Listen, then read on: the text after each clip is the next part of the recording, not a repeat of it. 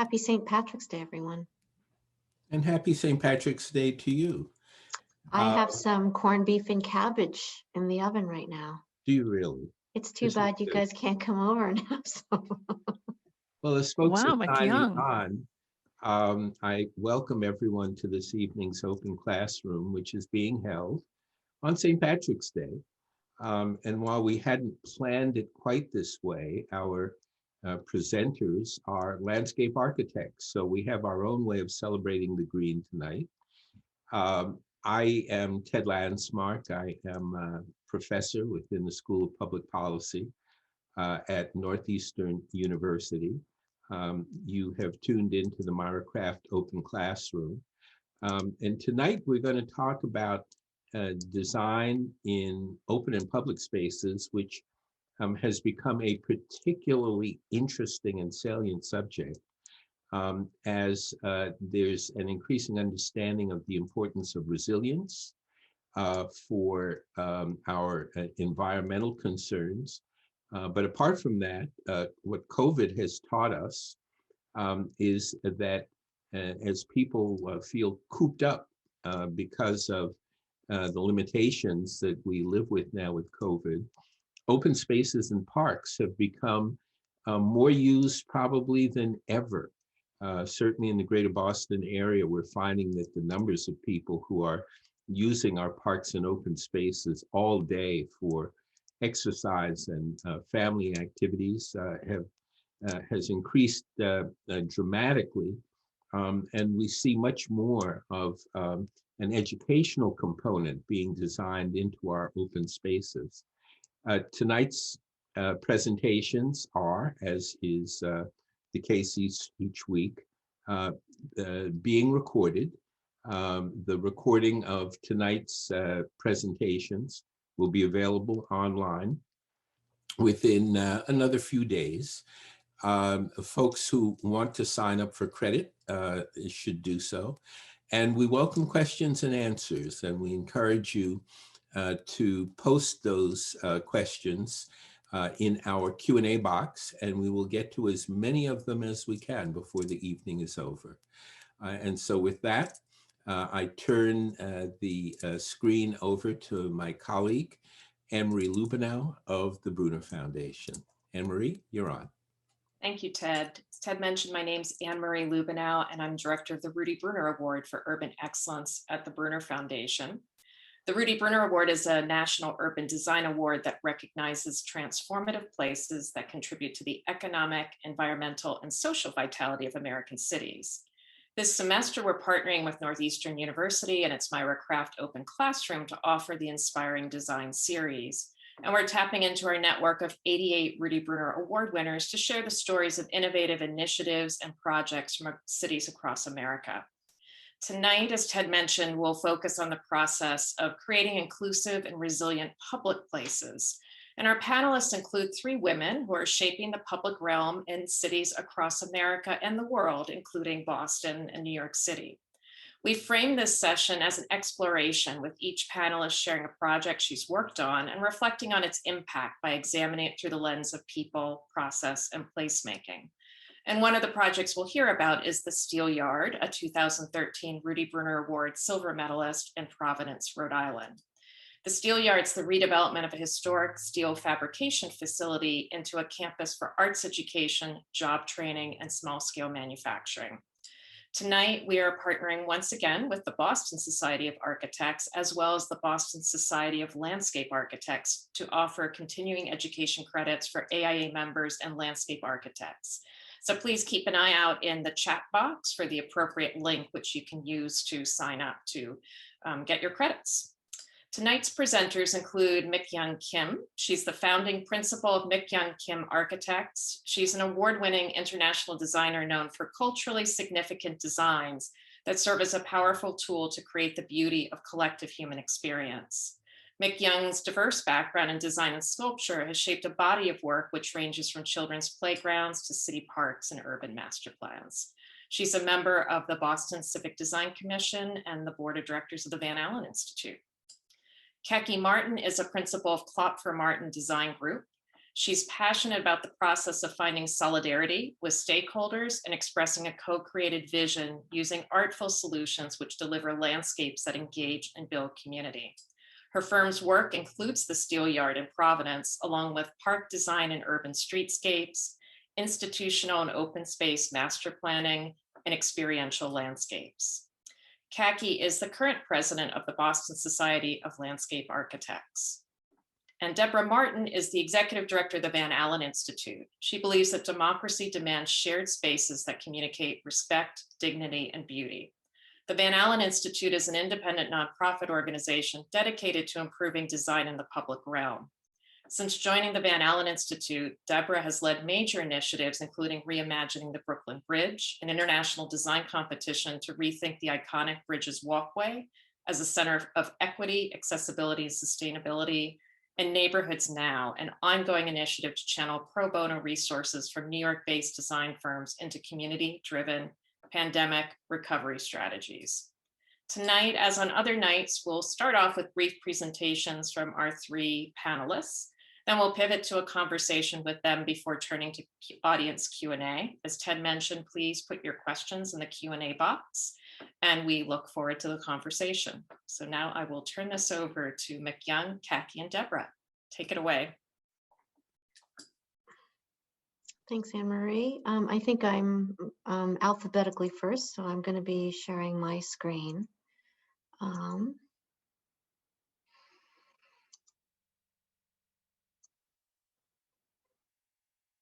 Oops.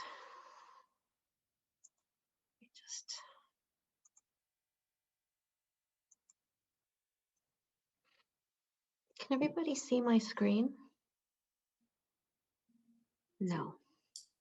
Yes. Yes, excellent. Okay. So as Anne-Marie said, I have a background in music, and I went into landscape architecture from that side of understanding how we share something performative, which is music, with a larger audience. And so I was thinking about what we do as landscape architects, and I'd say the first and foremost, what I'd like to talk about tonight through our project is, we really build bridges. We're really, and so I just started thinking about what are the different kinds of bridges. There are only two kinds, although there are, I could think of 4 different kinds of bridges that exist. And so this is a bridge on a violin or any kind of string instrument. And I would say kind of this is one kind of bridge building that we do as designers in the public realm. And that is to, the bridge is located here. I don't know if you guys can see the cursor, but we are really a conduit in some ways. The bridge takes the vibrations of the strings, brings them into the body of this kind of vessel, and allows for it amplifies the sound. And so that's the first part of what I want to talk about is, our work is really about reaching out to the neighborhoods that we serve to understand what their aspirations for these places are. And we come in and people are, often very worried because they're worried about the change that we bring to the table.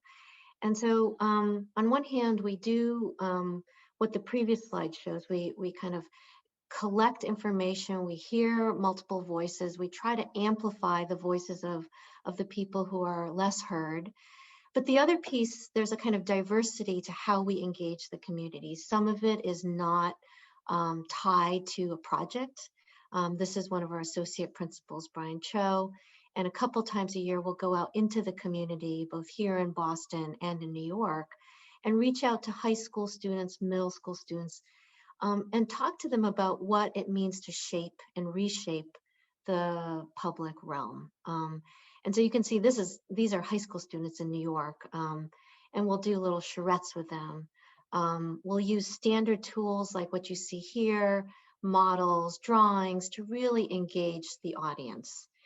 And then, at the other kind of level of diversity throughout the process, we're interested in kind of engaging the neighbors and having them feel like they're a part of the project. So even during construction, as you can see on the left and on the right, we even have stakeholders sometimes kind of that some part of them is part of the project. And so these are kids whose hands were cast, and then ultimately they were part of the project. And the ultimate goal of this is to create a diversity of experiences within a singular landscape. And that diversity emerges from these various voices that we're amplifying through our process. So in one project, you can see there are many different kinds of experiences, and that really emerges from the community. The other typology of bridge building that we do predominantly is more of your typical bridge. It's like building a bridge across. We'll often use this in urban strategy sessions. Within the city, there are missing teeth. And so we'll use the strength of the kind of current urban structure, and we'll build with it, around it, and we'll buttress with it. And so that's, we do it all the time. We want to show a different scale. And so this is in Seoul, Korea. It's a 7-mile river. And I'm not going to talk about the project as a whole, but it's a resilient and renewal project.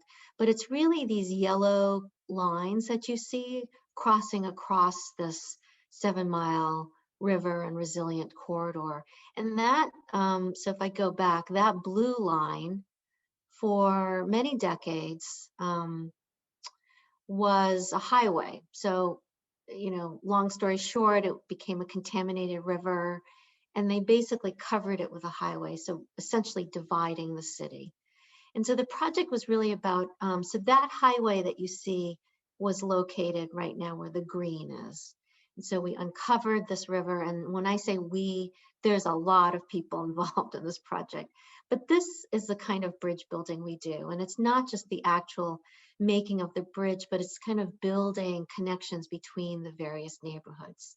So, our work is about kind of creating what if you could close your eyes and imagine this was once a highway, and transforming this into a greenway that also connects with these kind of crossroads to other conditions.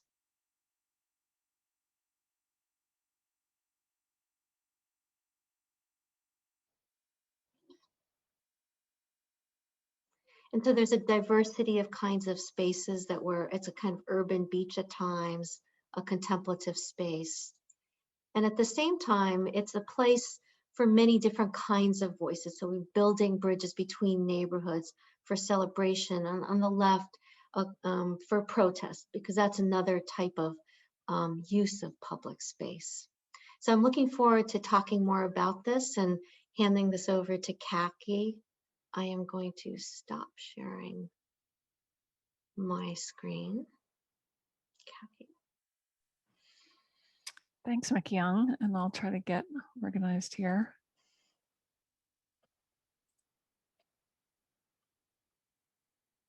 Are you seeing my screen? Yep. I want to make sure. Yes. I want to make sure that you're seeing the full.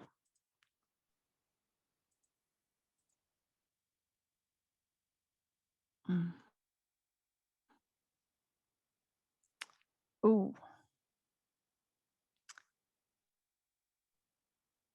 Okay. It's just saying Zoom's quitting. So hopefully I'm still here. You are. We see you. Oh, no longer. Should we go to Deborah and Kaki? You can kind of figure it out while we're. Sure, if that's Deborah, if you're ready to go, or Kaki, you're on mute. Okay, let me try again. Okay, let's try again. I'm getting funny messages. I'm sorry. My gosh, this has not happened before.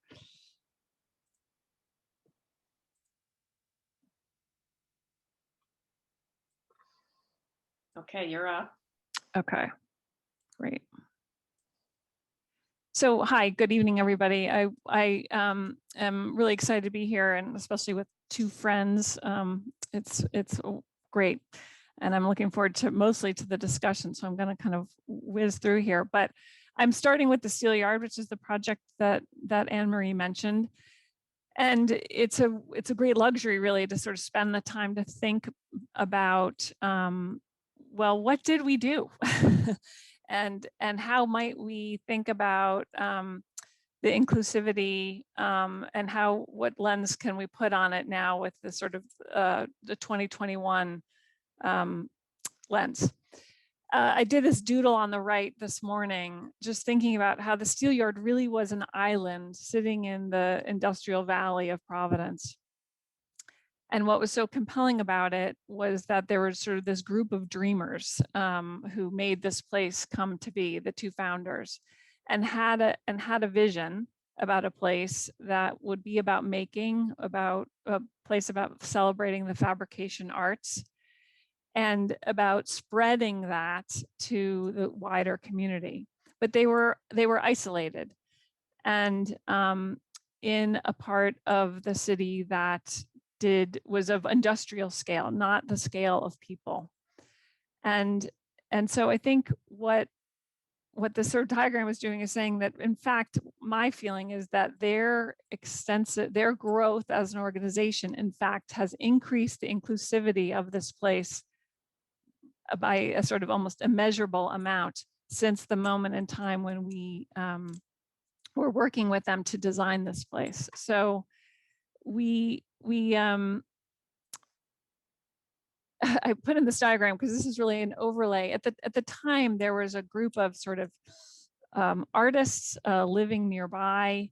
The board of this organization was playing a role here, the two founders, and this sort of mighty but small staff, and then the few students who were starting to take their classes. It was very much a fledgling moment. And Mikyoung, I appreciate your comments, because the same thing happened to us. They were mistrustful of us at first. They loved this place as it was, and yet they had to face the reality that due to EPA grants and contaminated soil, the site needed to be sort of cleaned and cleared, and we needed to kind of reset. We took very seriously this mission that we need to do it in a way that was of them and of the spirit of this place. That diagram sort of showed that, in fact, they had a lot of commonality between how they were thinking about things. We also, to sort of get over this issue of mistrust, said to them, you take the photographs of this place. We've taken ours, but we want to see how you see this place. And it was really fun to actually go and find this old folder I pulled up over the weekend of all the images they took of themselves and of this place. And we really used that as a guide. Dogs, all the dogs, many dogs at meetings, and but their life at the yard was really unique, and they showed us. We sort of did this exercise with them, and they submitted photos, which was great. So it was sort of, in a way, a process I would say wouldn't meet the current standards of how kind of thorough the process was, but it was the result of this being such a small organization floating in this island far from a lot of residential. At any rate, we moved forward. The site was cleared and cleaned, and resulted in this sort of this final campus for them, which you see the aerial of, and a place really where, in the details, we felt was reflecting back to them who they were and who they were going to be. And I think the biggest key for us was, I would sort of liken it to a big stew that we kind of made the pot. We put a few ingredients in it to sort of get them going. And over the course of the past 10 years, they've been simmering it and tending it. And it's become a richer, more full-bodied, more full-flavored stew. And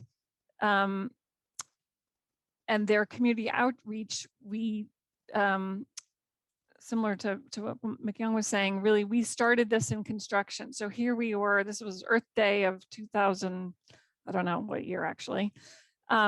We worked with Providence Trees 2020. 95% of the plant material was volunteer planted that day. We color-coded wetland plants and locations. School children participated. college age, all sorts of people participated. And so in fact, the making of this place, the reset for this, the future of the steel yard, in fact, was really community built. And this sort of empty vessel of kind of not too much program, but giving them places, open places to then layer in their own thinking and their own programming has resulted in an increasingly rich sort of a calendar through the year. Whether it's performing arts have now their dance performances happening, things of course related to the fabrication arts. And I think one of the most successful programs has been the Weld to Work program. And at this point, they've now graduated 100 area Providence or Rhode Islanders through the Weld to Work program, which is really about saying welding can be a form of artistic expression, and it also can be a skill that you can use to support your family, and kind of and have a full career in. And it's really a remarkable program. At the time that the steel yard was finishing construction, we were starting design for a project in East Boston, Central Square in East Boston. This took really almost 8 or 9 years to get built. So again, this is an interesting timeline to imagine that the engagement was sort of fairly stereotypical of a Boston Parks project at the time, or actually a Boston transportation project at the time. And in this case, my doodle was really saying, gosh, Central Square was another floating island, but in the scale of a neighborhood. And really had become a sort of fenced, armored green space that was missing was preventing people from actually enjoying it. It was floating in a sea of pavement. And the image on the left shows sort of, and I'm forgetting the date on this, but really this was a time when it was more of a piazza. It was a marketplace piazza. The trolley cars ran up and down. You at a slower pace. You could walk through this place. You could get your groceries and move through the green space, which you still see on the left. This is a Olmsted Brothers park actually on the left. And yet with time, we really sort of dug back and saw these transitions. And you can see that in the late 70s, this place became fenced off. And you see this on the images below, that people really only occupied the liminal space here. They were at the edge and occasionally would pass through, but it was a huge deterrent and a very kind of strange experience that the patterns of everyone's lives, going to the tea, picking up some groceries, going to the nail salon. In fact, this park was more of an obstruction, and it didn't sort of engender a lot of good feelings about it, because it felt like you were pushed out, and also that it didn't allow you to move through in the ways that were part of the rhythm of your life. A lot of hanging on the fence, and very little moving through, because you were only given one option to move through. So the plan here, this is the existing condition, and you can see there in some cases almost 200 feet to cross to get over to the park. You almost were endangering your life to move across. And we sort of gave it a huge road diet and added nearly half of an acre back to public space or pedestrian realm and park space in this project. And what we're most sort of pleased about is that this sort of the tracing of the historic park is still there. We've sort of broken down that edge, and it's now occupiable. So people it's not an all or nothing, you're in or you're out. You can actually sort of be on the edge and occupy the edge. And by sort of tracing people's roots and understanding how they moved and want to move through Central Square in the day-to-day, we were able to sort of make adjustments, basically is what I see, with their help, to kind of greatly improve the way in which they can kind of reclaim their own public space in their lives.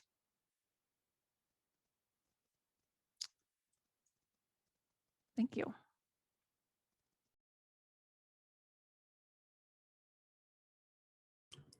Okay. Well, I just want to start by saying what amazing projects. I mean, what the two of you are putting into the world, the 8 years, the 10 years, the 15 years of maintaining that vision. I really just want to take a moment to say, like, wow, amazing. Okay, I'm going to share my screen now. And I'm going to attempt to keep this quick. Okay.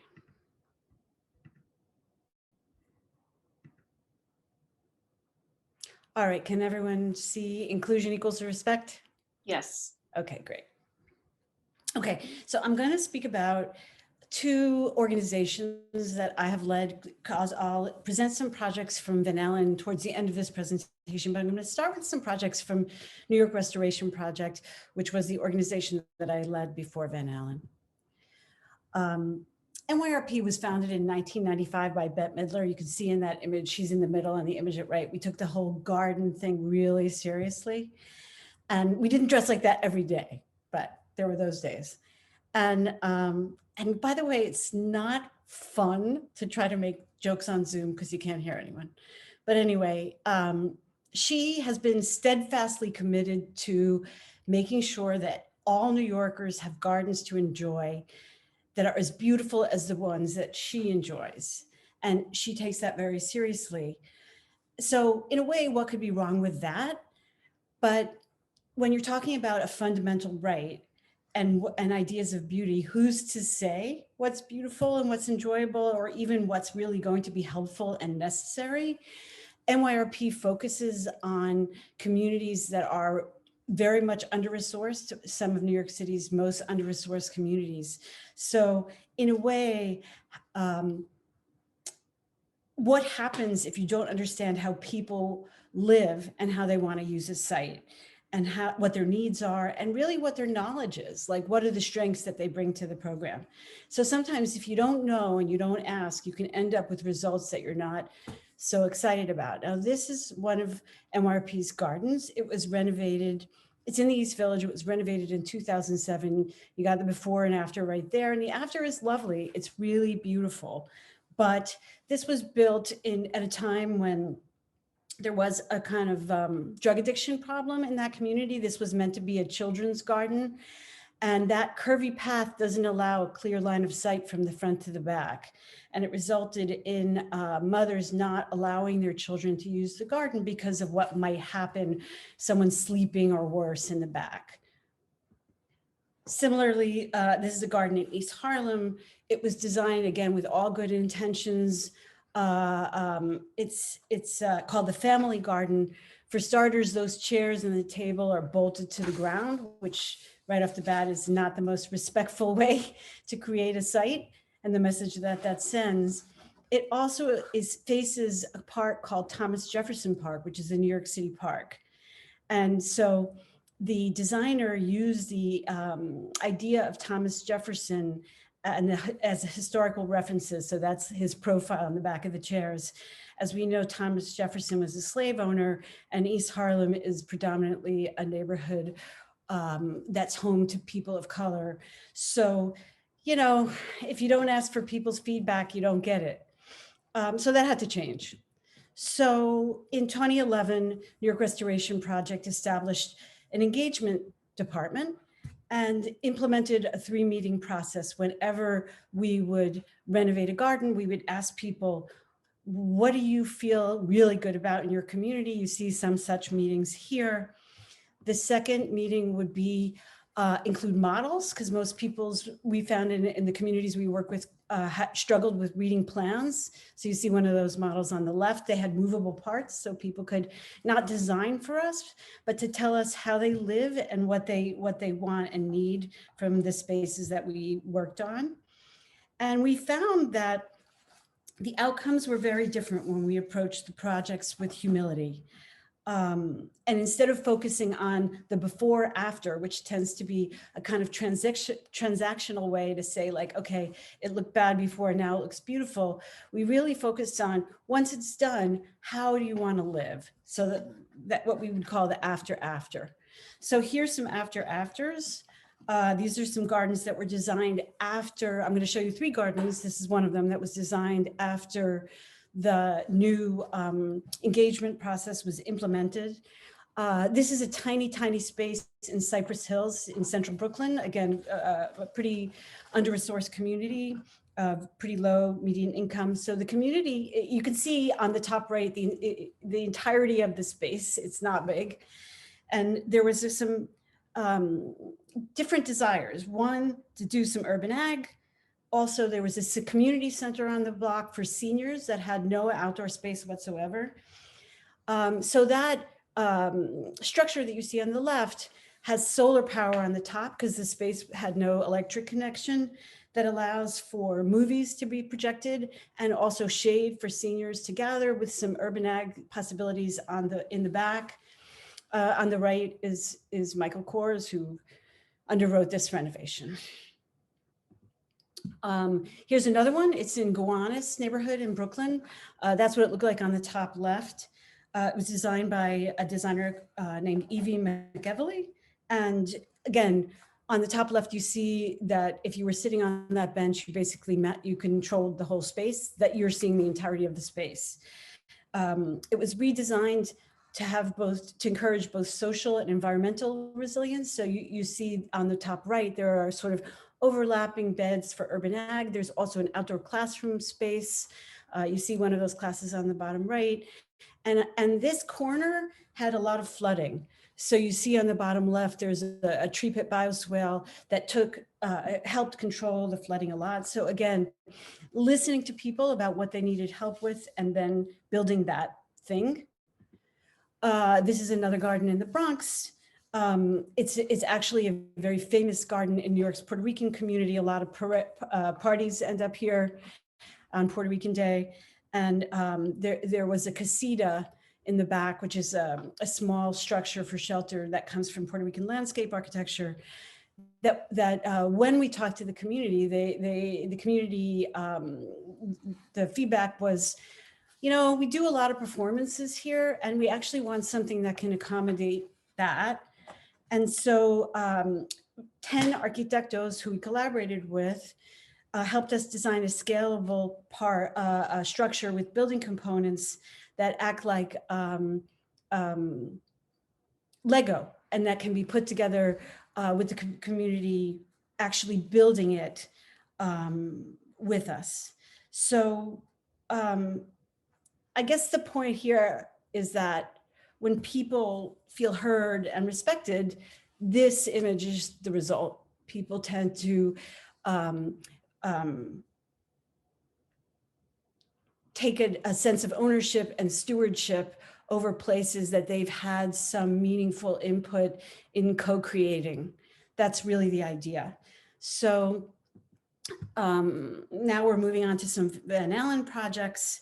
I started as the leader of Van Alen in September of 2019. We moved here in the Gowanus a week before Mayor de Blasio said, like, sorry, don't show up at the office anymore.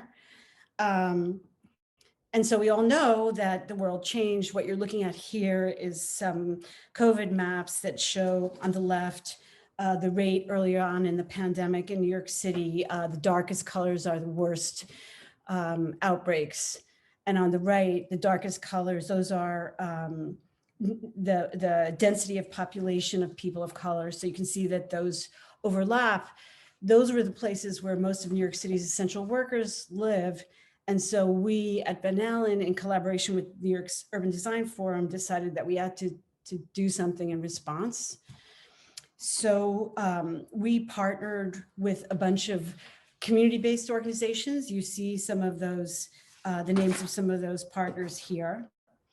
And in April and May of 2020, we asked them to lead with us in a kind of, initially it was just a crisis response. What kind of support do you need?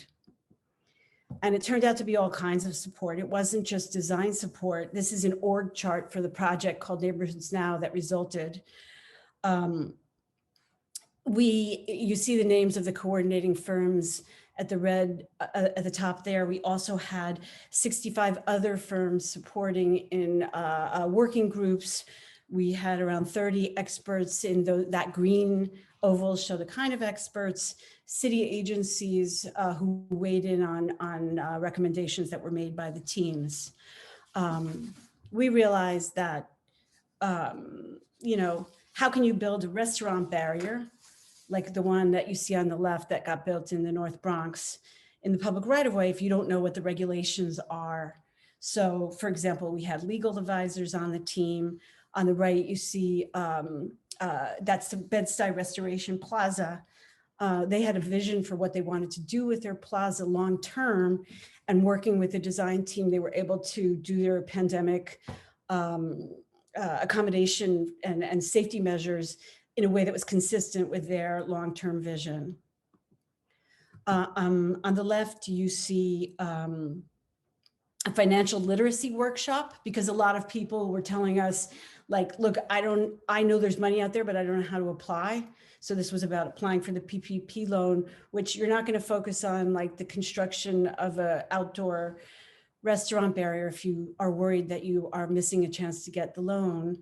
We also engaged local artists. So there's a mural that was painted as part of NeighborhoodsNow by Tat's crew. They would hate this description, but the grandfathers of Bronx graffiti.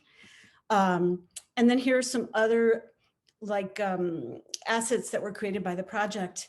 On the left is signage, because people needed the signage to get out into the public right of way, to put on the front of their restaurants. So graphic designers were part of the team, and the signage was in 4 languages. In the middle, some of the teams designed COVID reopening guides. There was a landlord-tenant mediation workshop. Again, all support around the design solutions, without which it would be hard to implement the design solutions. We also thought, why not share these tools? So you can go to neighborhoodsnow.nyc and anyone can download any of the things, design details, signage, pamphlets on safe reopening, anything that you saw is downloadable here. So I'm going to end with this, and it's a 3-minute video. Emery, you should tell me, should I show the 3 minutes, or is that too long? Go for it. Okay. So the reason I'm showing this is because it's talking about what happens when you ask people what their vision for the world is, and then you try to support them and co-create with them in the way that they need.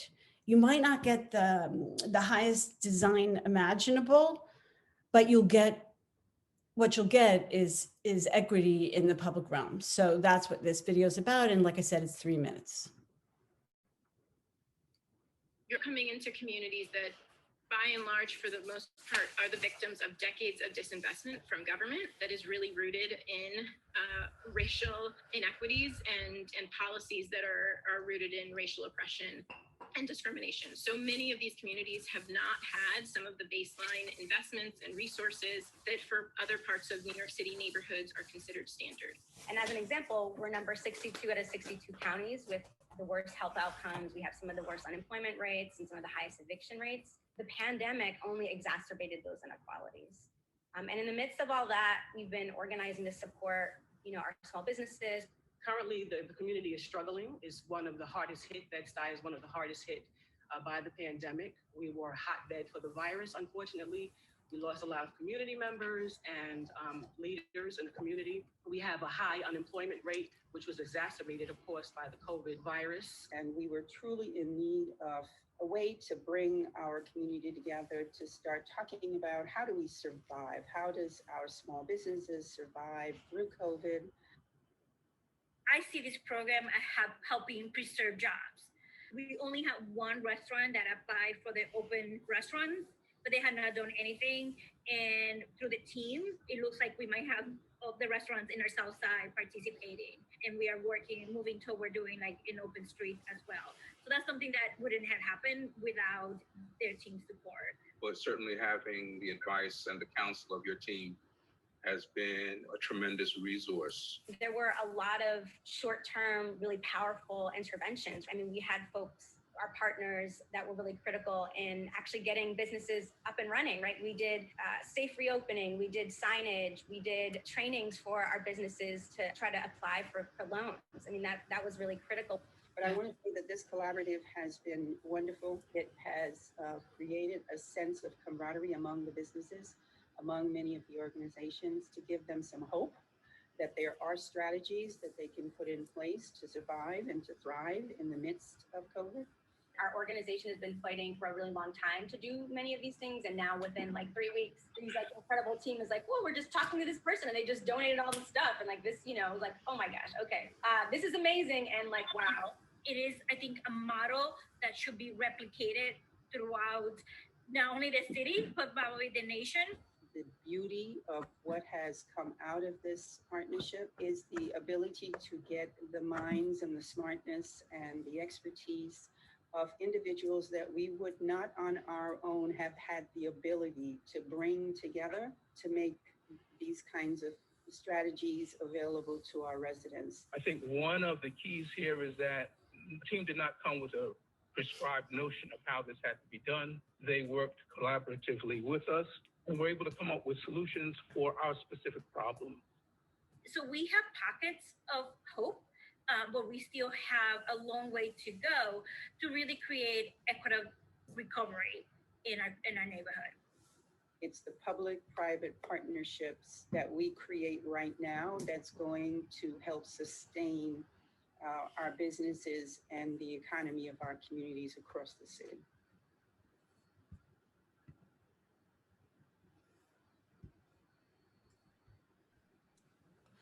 I want to remind our participants, our viewers, that we are open for questions, and we strongly encourage you to enter your questions into the Q&A box, and we will get to as many of them as we can. There are a few very interesting that are starting to come in, but I want to start with what seems to me as a sometimes public official, a kind of obvious question, and that is, none of these projects in and of themselves generate revenues for the city. So how do you explain to public officials who are duty bound to generate new revenues to support other kinds of activities in the city? How do you explain that and advocate for the creation of these non-revenue generating public spaces in the middle of an urban area?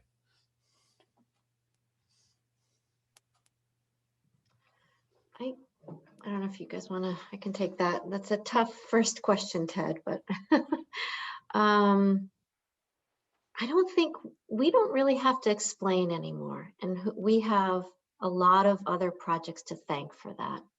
I think that politicians and government officials and communities, they understand the power of landscape. And 20 years ago when I began my practice, I didn't understand it, because landscape, it can be linear, it can take over miles of space within the city. It has the capacity, and it obviously has to be balanced with zoning and codes. But it has the capacity to really transform. I think that's something that all three of us have talked about, transformation. And I think it's, if I were to be really frank, it's for city officials, it's a very inexpensive way to transform portions of the city. If you take that same square footage and you try to build a building on it, it doesn't have the same impact, nor does it bring about the same goodwill. But there is a way of tying in, kind of bringing about, from what I hear my friends and colleagues talking about, it's like there's a really powerful argument to say, we are not just bringing a landscape here, but we're bringing health and well-being, we're bringing equitability, we're bringing inclusion to your landscape. And I think architecture has more difficulty saying that, because they have doors usually, and they have, and so I have found in the last 5 years, it has not been difficult, that it's actually cities who approach us and say, we know that landscape architecture has the capacity to transform a place. And so our job now is to say, how do we make sure that it's done equitably, right? So how does urban renewal happen in a way that it maintains the kind of authenticity of the neighborhoods that live there now, without kind of bringing in new groups of people. And I think that's, Kaki and I were talking about this. I think that's why when we go to community meetings, people feel scared and threatened when we're there, because they think this isn't for us. This is for the future people who, and so I think that's our job now. It's not to convince city officials that landscape has the capacity to make neighborhoods better or transformed. It's really how do we balance that with what is a city, right? It's a diverse place, and how do we make sure that the authenticity of that original community is still heard? I mean, I'd also just add, Ted, that in my mind, and I think Mikyoung's right, that the officials are starting to understand this. It's frankly a public health issue. It's a public, where there's arguably, there's a public health crisis in urban areas. And the idea that we are putting green places back into them, which there's data now that everyone understands about improvements to air quality, improvements to mental health, access to open space is critical to everyone's well-being and health. And I think that's now become kind of mostly, and it probably varies city to city, to be frank, and it may vary depending on what part of the country you're in or part of the world. But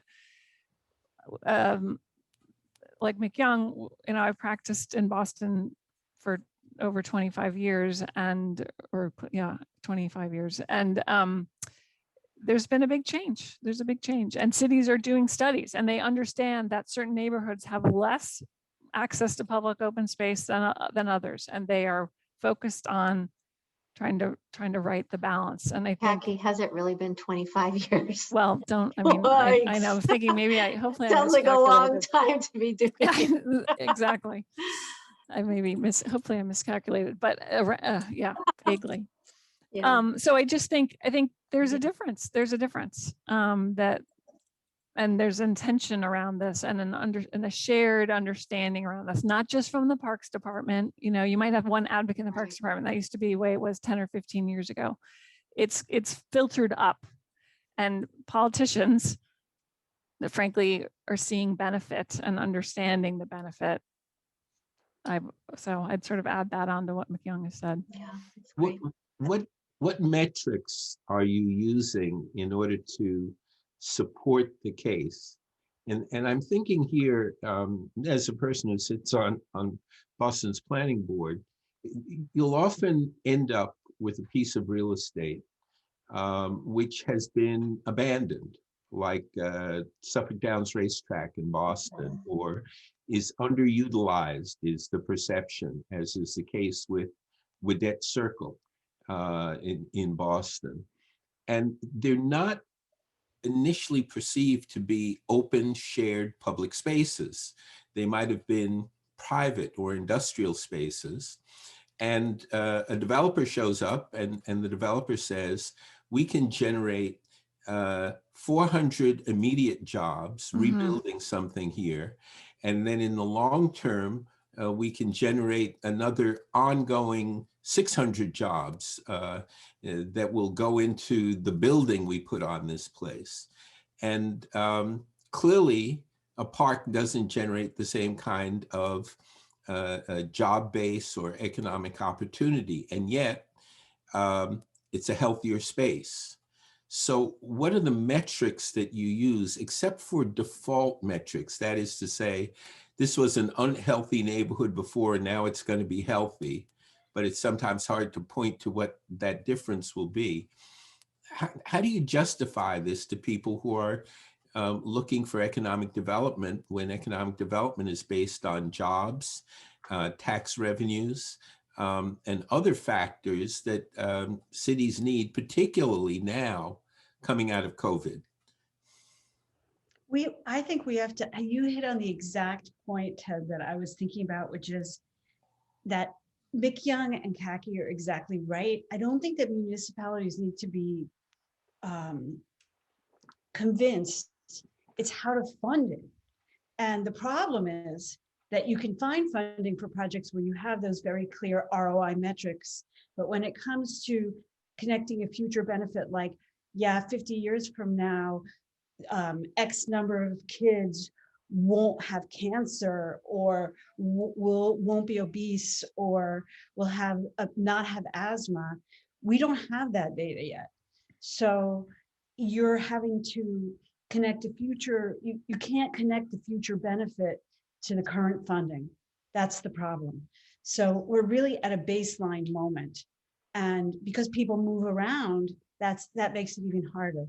But the fact is that it's not just emerging data, it's a mountain of data, mountains, that connects every quality of life metric you can think of: depression, obesity, diabetes, even your lifespan can change if you have trees on your block. As simple as that. So I think it's hard for landscape architects because we know this in our soul, but the metrics aren't there yet. And I feel like we need to work on collaborations with academia and others who can make the case saying, yeah, like we need to put in these sort of basic ways of thinking about this in cities. And right. That's what we need to do. I mean, I think some of it, Deborah's city planning, right? That cities start to, like, there's some cities that take, when a developer comes in, they say 1% of your construction budget has to go towards art. Yeah. There are cities all across the country that do that. Yeah. And I wonder if in the future, in order to make cities more livable, more healthy, that we have to start to think about that, because I don't know if developers on their own will,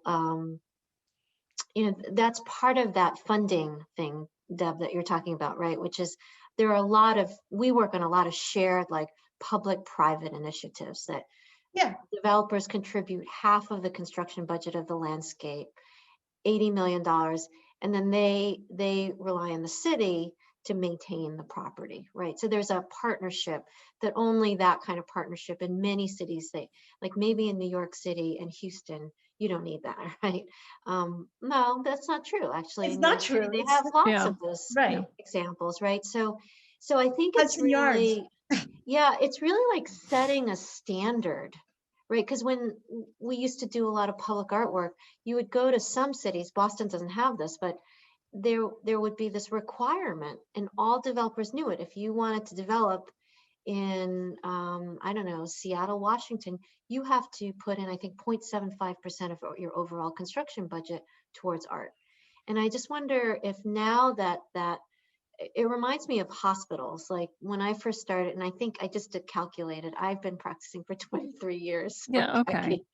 You must be 22 or something. Okay, thank you. But when we started working in healthcare, they would give us like this little postage stamp area, and they'd say, okay, do this, plant 4 trees. But now, because the data is there, hospitals are, adding they're making big investments, $20 million for landscape, which is unheard of. And I just wonder if that, because the data is there, and there's an expectation by patients and caregivers that they're going to work in an environment that offers that. Kaki and I've worked in hospitals that give in vertical hospitals, precious space to green space. I think that cities have to start to think about that and start to include it in their zoning requirements, so that there's an expectation when developers come in. And they're starting to do that. I don't know, Kaki, if you've seen that, but they know that they're going to be asked to do that by BCDC and BPDA. And And Cambridge Planning Board and Cambridge Planning Board, right? yeah. Let me ask a broad question that draws upon several questions that have come in. When you're doing community engagement, how do you facilitate a conversation that in effect creates a new brand or a new kind of meaning for that community that on the one hand enables the current residents to feel like they're stakeholders in the future, but doesn't necessarily freeze what that community is at a moment in time, because communities are constantly evolving. And there's always a risk that when you put in park improvements, gentrification will follow. So when you begin to facilitate the dialogue with a community, what is it that you're hoping to achieve in terms of creating meaning in that space in a way that enables people to not only look backward at what it might have been to memorialize something, but also to look forward at what it might become in a way that does not create a sense of risk in terms of bringing those improvements into the community? Well, Kaki touched on this a little in her presentation about the steel yard, in the sense that it was a little bit of a blank canvas. And I think it's true that it's well documented that green spaces trigger rise in property values and costs. So you have to be listening to people about how the people who live where you're doing the engagement right now, what they want for the ways that they live right now. And then the ways that we design and detail public spaces suggest uses and users too, right? So there's been much conversation around the detailing of the High Line and the certain kind of user and uses it suggests. If you were on the High Line before it was constructed, as I have been, you would have seen a very different kind of landscape. So there would have been many ways it could go. So I think leaving things open and having an integrity with the community that's informing, that's generously sharing their perspective and informing you on how co-creation can happen, you have to make sure that the kind of physical expression of what they say has integrity. I think that's right. I think what we've become more and more interested in with community engagement is to move outside the kind of standard. We still do that, surveys and all that stuff. But when we talk about inclusion, we're trying to figure out ways, because the people who are not heard often don't come to these meetings, and they're not heard for a reason, and to try to enhance their voice. And so we've been trying to find different ways. And what we found is it's not a direct route. And so the first step, and Kaki talked about this, is developing trust. So that's the first step. And it's to kind of, in certain ways, to become a neighbor. Like you're meeting somebody who introduces you to someone else, who introduces you to someone else. And it's that third tier of person I've realized, or I've learned, is the person who generally you would not meet if you went through a standard community engagement process. Thinking into the future, though, I think that's a difficult thing. And I think I've seen some comments about gentrification. That's something that I'm very concerned about. We're designing some larger parks in Houston, Detroit, 37 acres, 21 acres. And both of the clients that we're working with, it's a public-private partnership, they're very concerned about it as well. They do not want a kind of wholesale gentrification that I can openly say that the Soul River project I showed has that problem. And the High Line also has that problem, is that it transformed and it became so wildly successful that the people some of the families who've been living there for hundreds of years have left. And so I think to try to, again, it is a partnership between the design team, the client, the developer, and the city. You can't do it it's a big problem. So you can't solve it with one entity. Some of it has to be kind of zoning regulations that are put into place before the park is wildly successful. And others is development strategies, long-term. A lot of these big projects aren't just one building, there are many buildings. So I think things are moving in the right direction, and I think to make sure that things are balanced. But I really, I feel like the word inclusion and diversity is used so much. And I just want to say to our audience, like, be really careful. They're not just words, but they're people, and people who are often shy because if they grew up here like me, they're not asked, what do you think? They're not asked that. And so part of our job as designers and as advocates is to make sure that we find venues for many different types of personalities to speak, because it doesn't mean that the loudest voice has the most profound ideas, right? But when you have a big community meeting, the loudest voices will speak. And so I think that's one thing, is what does inclusion mean? I mean, I think that's the topic of what we're talking about today. And so we're at this point, I think, where we have all these really interesting conversations that are happening. Black Lives Matter, the Me Too movement. We see even today, there's an increase in anti-Asian hate violence, and I feel like landscape has the real capacity and the obligation, because it's the one place where people can come together with differing opinions if you design it correctly and actually talk to each other without shooting each other or killing each other. But in all other parts of our life, we can live a really segregated life. We all can. We can read the news we want to read. And so I think we build social infrastructure at our best. And that's what I think is really important. How do you build a level of trust when you are inclusive around the fear that making an improvement will ultimately displace people from that neighborhood? I mean, everyone wants the improvements, but no one wants the improvements for the next generation of people who may displace them. So how do you build trust around your process in a way where people feel as though their stake in the community is actually a long-term stake and not one that will lead to their being displaced?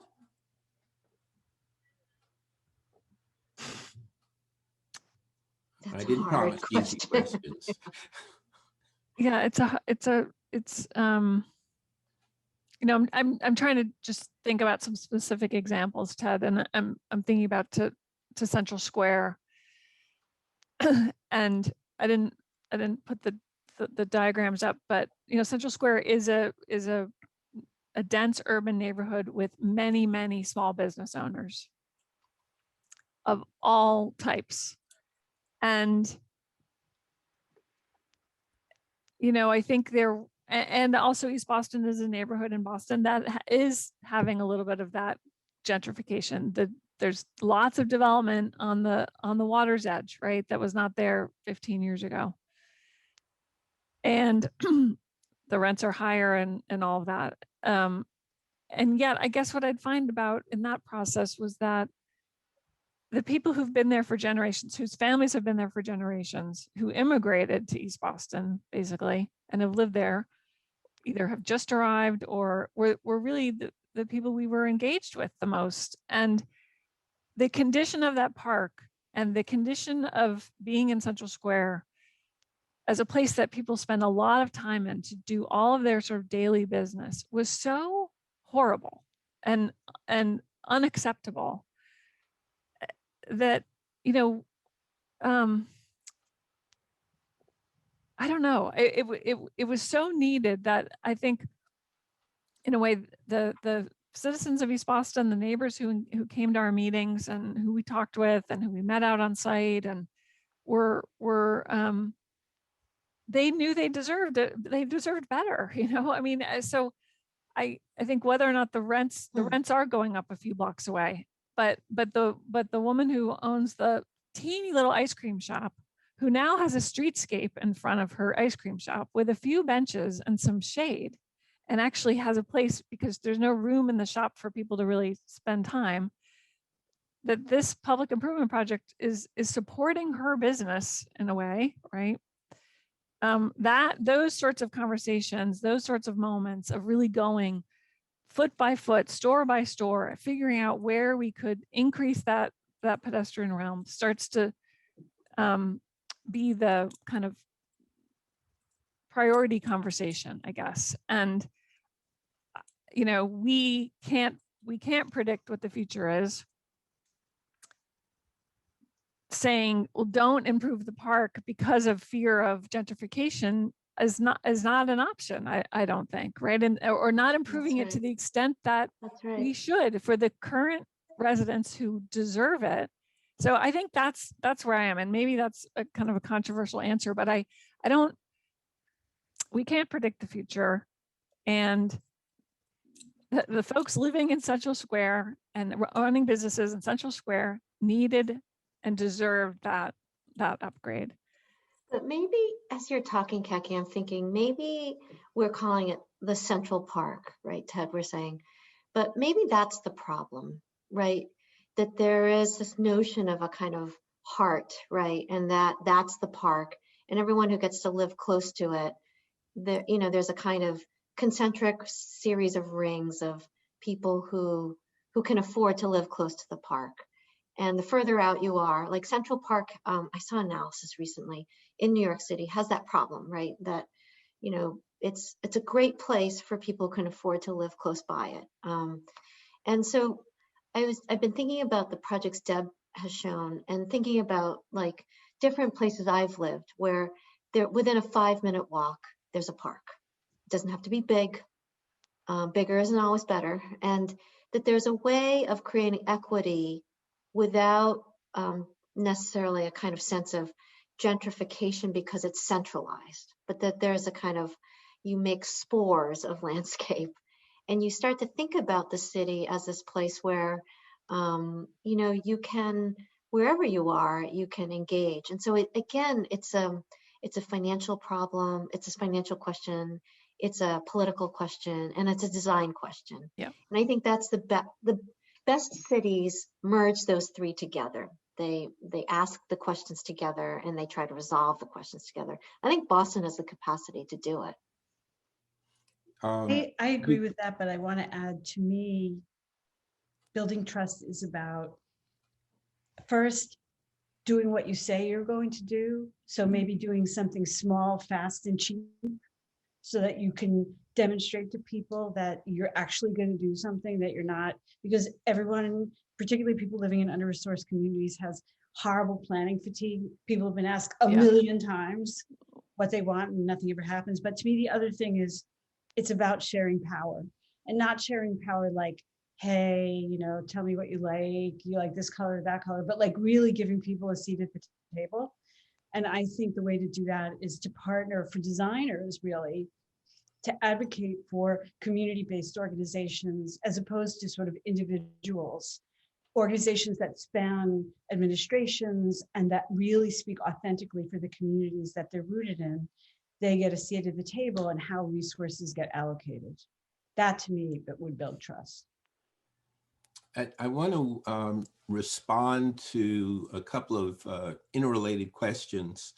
And I think Mikyoung and I are kind of on the spot on this because we both serve on public boards that determine building and open space uses in Boston. The basic question is, when boards and commissions and planning agencies do community processes, which are sometimes stretched out over a period of years of meetings and the like, and community people express one vision for the community, and they don't get all of the vision that they've expressed. First of all, how do cities justify that? And secondly, and I think that this is implied in the question, how can that be changed so that a community gets more of what it has worked hard to advocate for over a period of time? And I'll start with a short answer that addresses the first question. Cities are always balancing revenue streams. And particularly in a city like Boston, where there's a huge amount of nonprofit real estate that doesn't pay real estate taxes, or a city like Detroit, where there once was a strong tax base and now there isn't. The priority, more often than not, is to generate revenue for the city that pays for those city services that don't always show up in the immediate neighborhood, but do in fact show up across the city. They pay for fire service, and they pay for water and sewer, and they pay for better schools, and they pay for the thousands of laptops that were distributed to school kids during COVID, and they pay for the food programs, and they pay to address homelessness. And when a city doesn't have those kinds of revenues, the city really struggles, as we see in many of our gateway cities, particularly across the Commonwealth, where there just isn't enough money around to pay for basic city services. And so what a city will often do is to look at particularly vacant land, or when I say underutilized, I mean land that is not generating as much revenue that it could to support other kinds of city services. It looks at that kind of space and it then makes a choice. Do we turn it into a non-revenue generating open space, which has the long-term prospect of improving quality of life? Or do we turn it into a shorter term revenue generating property by putting a business on it or a residential building on it that's going to generate revenue that will support all kinds of other city services? And it's a tough decision to have to make. And there are very few mayors and planning boards that are going to say, we'll build a park and cut back on fire department services. I mean, it just doesn't work that way. We'll build a park and we won't house the homeless. We won't pick up the garbage. Or That's we like won't Detroit, pick up, right? or we won't pick up the garbage, things that city people take as a given. And so the choice is often a difficult choice, particularly when you come to open spaces, because everyone looks at an open space and sees a potential cash register. That's one part of the issue. And then the other part of the issue is often there are plans that are made, as was recently approved for a project here in Boston, where mature trees were threatened to be taken down. And there wasn't any question but that the community wanted to keep the trees. But there also wasn't any question that keeping the trees instead of improving the housing that the people who were living next to those trees would benefit from, the designers did not produce a plan that could protect the trees and improve the quality of life by rebuilding this public housing. So some of the trees will get lost. There's no question of that. And there again, you're balancing between the quality of life of people who are living in apartments where the plumbing leaks and they're vermin versus the protection of trees. And that's the difficult choice that public officials find themselves making. Mikyoung sits in a position where she can approve designs. I sit in a position where I can approve policy. And the choices are not always made in a way that satisfy everyone in that process. No. I think that's what a city is, right? The difference between kind of federal budgets and city and state budgets is that cities have to balance their budget, right? They can't take out a loan. So they do have to make these very, very tough decisions.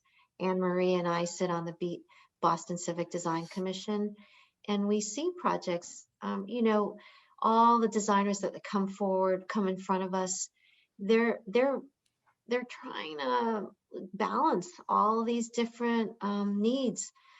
And then, you know, developers also, they have their own kind of financial requirements they have to meet in order to actually build something there.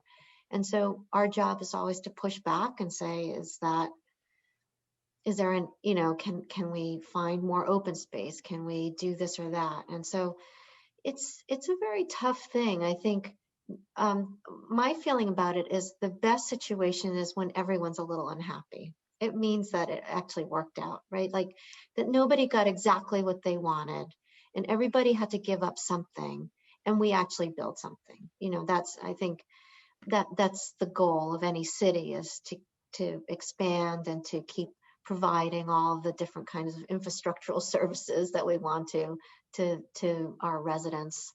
But it's not a perfect world, and in cities we're just living so closely together and there's so many different needs. All three of us, Deb, Kaki, and I, we're like mediators. We listen to conflicting points of view, and our job is to bring a kind of experiential, kind of manifest these verbal ideas into an experience in a place. And so sometimes we're more successful at it than others. But I think it's really trying. I do feel like in Boston, the community, everybody kind of plays an important part. And so when we sit on the BCDC and community, I do remember that project, Ted, where people brought forward those trees. And so, you know, in subcommittee, we're asking, like, can some of these additional trees be saved, you know? So it's an important process. Is it perfect? I don't think so, but I think nothing's really perfect. You have to, so I think it's all give and take, and some projects are better than others in terms of meeting those needs. And I would also just say that community advocacy is absolutely essential in order to make the projects better. And there are developers and public officials and city officials who will acknowledge that in the absence of the advocacy, projects don't get better. The communities may not always get all that they want, but they do in fact generate improvements. Anne Marie, you were going to say?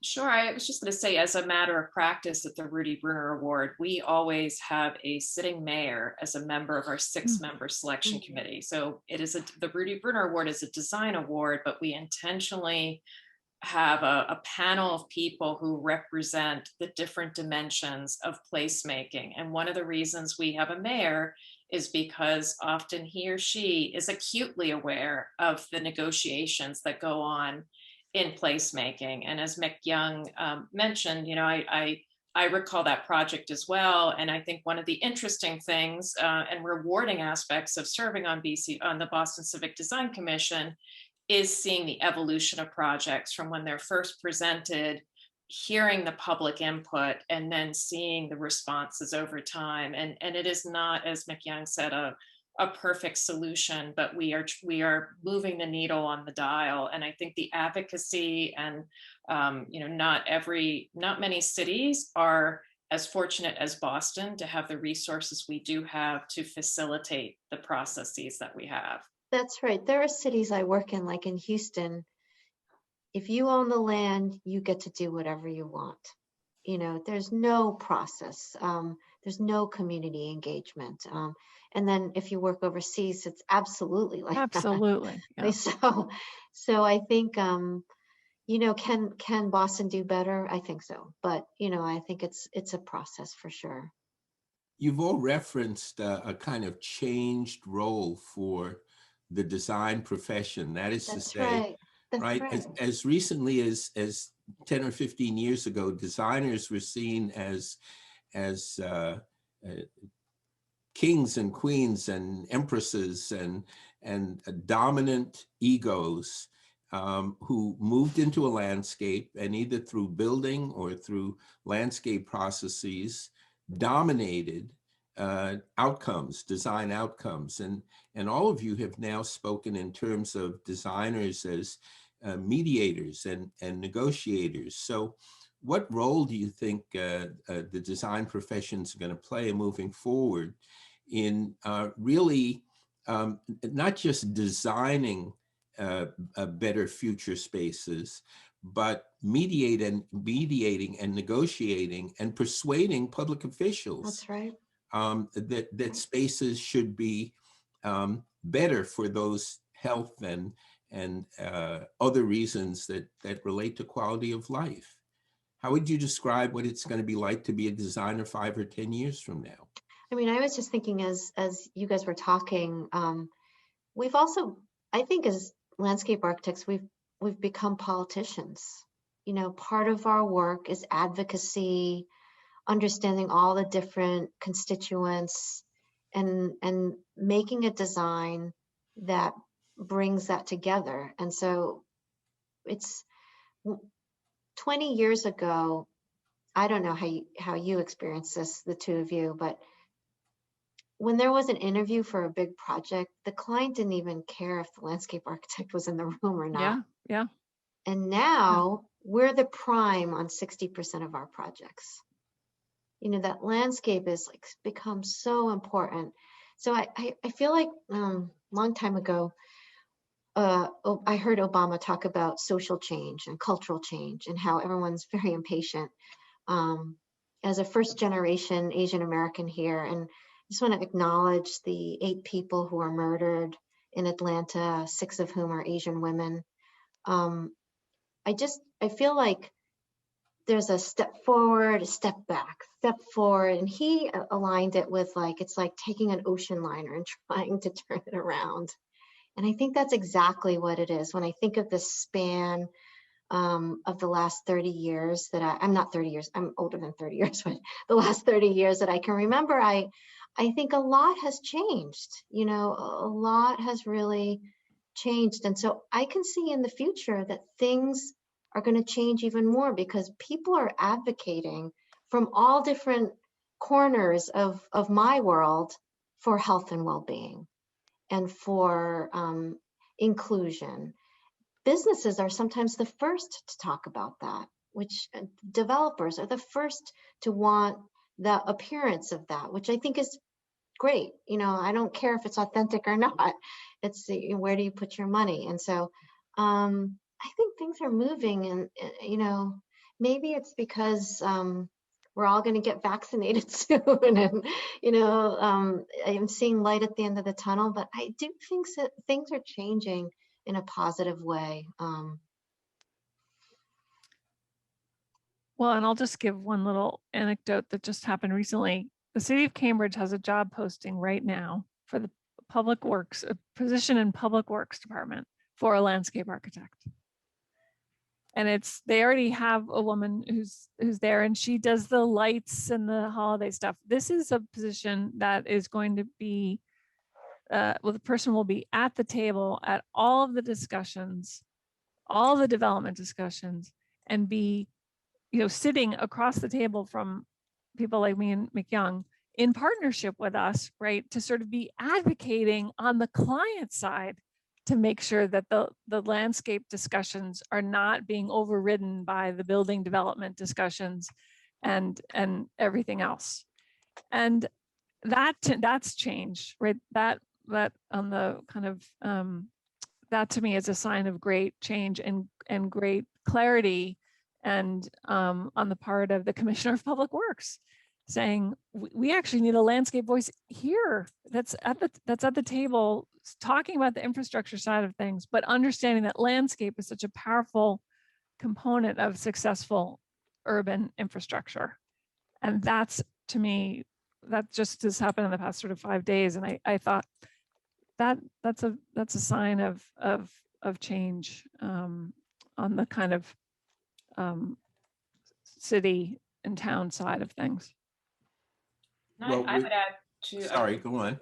Yeah, I would add too that the work of organizations like Deborah, so Van Allen is a Yeah.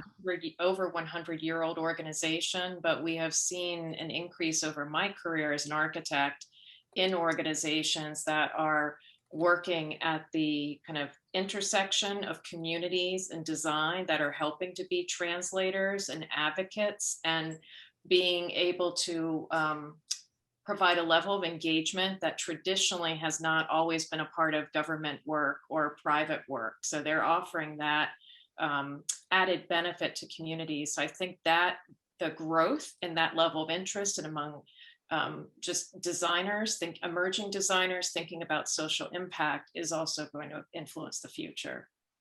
Yeah, and I want to clarify that being a mediator doesn't relinquish your role as a designer. In fact, in my mind, in the work that we do in our studio, it strengthens it, because each new project has like this tapestry of new political questions, new ecological questions, and that asks us, so it's not a blank canvas, even if it is an abandoned site. It's each time it challenges us as designers to kind of use those muscles to really try to invent something.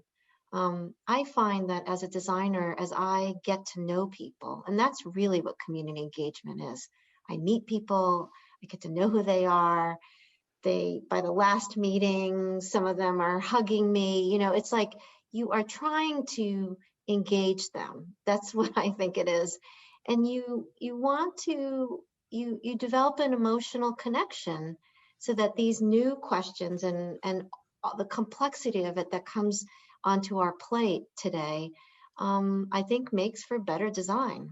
I don't think you relinquish the strength of design. It's not everybody's ideas in one place. It's like through the process, you're developing a kind of an identity for the place that they're going to live in. And I think it's just, it's a lot of fun. I get to go to all these great places and meet a lot of new people, and whether that we agree politically or culturally or not, they lean on me because they want to make sure that they're heard.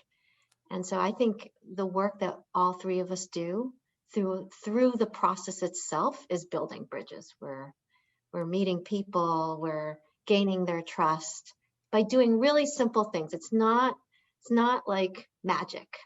It's listening, talking, making together. It's a very old-fashioned process in that way. Well, I'll just say that a number of questions have come in this evening around the very process of design, the role of designers, and have come in around how design changes communities. And that's what we've been addressing all of this semester, and will continue to address in the upcoming sessions. So some of the questions did not get answered directly this evening, but we're going to continue to discuss these issues of community engagement and impact and balancing between public and private rights and wishes and desires. So I'll just conclude by saying that this is an ongoing discussion. It's a live discussion.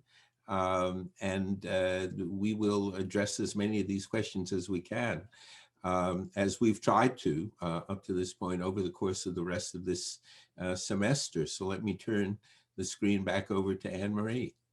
Okay, thank you, Ted. And thank you, Deborah, Kaki, and Mikyoung. I know as we were planning this session, it was going to be a dynamic one. So I think we accomplished that. We wanted this to be a conversation that really dug into some of these issues. As Ted mentioned at the onset, this session is being recorded. The recording will be available in a few days on both the Myra Kraft website and the Rudy Bruner Award website. Our Rudy Bruner Award website will also have links to resources, some of which were projects or initiatives mentioned tonight. We'll also have a link to the Steelyard case study. So if you want to dig into more of the details and learn a little bit more about that project, you can. You still have a little bit of time if you're looking for continuing education credits. You can go into the chat box to find those links. And next week, we're going to address the topic of housing and homelessness. We'll explore ending homelessness with architects John Friedman and Miriam Camargo and housing advocate Roseanne Haggerty. And we'll discuss solutions to ending homelessness and share examples of initiatives and projects, including 2 of our Rudy Bruner Award winners, the Times Square in New York City and the Bridge Homeless Assistance Center in Dallas. So thank you for joining us tonight, and hopefully we'll see you next week. Good night. Good night.